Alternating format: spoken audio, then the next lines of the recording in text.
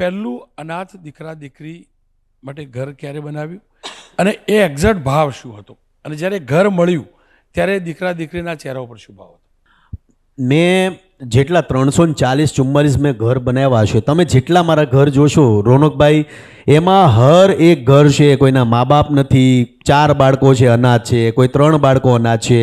મેં દક્ષિણ ગુજરાતના આદિવાસી વિસ્તારોમાં ઘર બનાવ્યા છે, સૌરાષ્ટ્રમાં ઘર બનાવ્યા છે, ઉત્તર ગુજરાતમાં ઘર બનાવ્યા છે, બનાસકાંઠા હોય, સાબરકાંઠા હોય, વાવ છે, થરાદ છે, આ બધી જગ્યા પર મેં ઘર બનાવ્યા. ક્યારેય તમે સેવા કરવા નીકળો તો તમારો કોઈ એરિયા નથી હોતો. તમને એવું લાગો છે કે ભાઈ જેનું ઘર જેને ભગવાનમાં જેને નિમિત્ત બનાવ્યા છે, આપણે લોકોનું કામ કર્યું છે.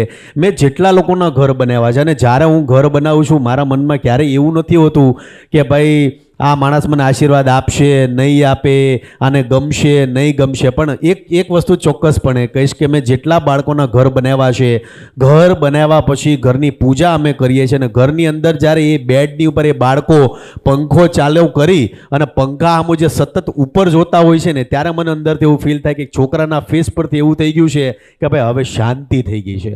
એટલે રોટલો અને ઓટલો, આપણી ગુજરાતમાં એક ઓલી ભાષા છે ને કે રોટલો અને ઓટલો બહુ ભાગ્યશાળીને મળતો હોય છે.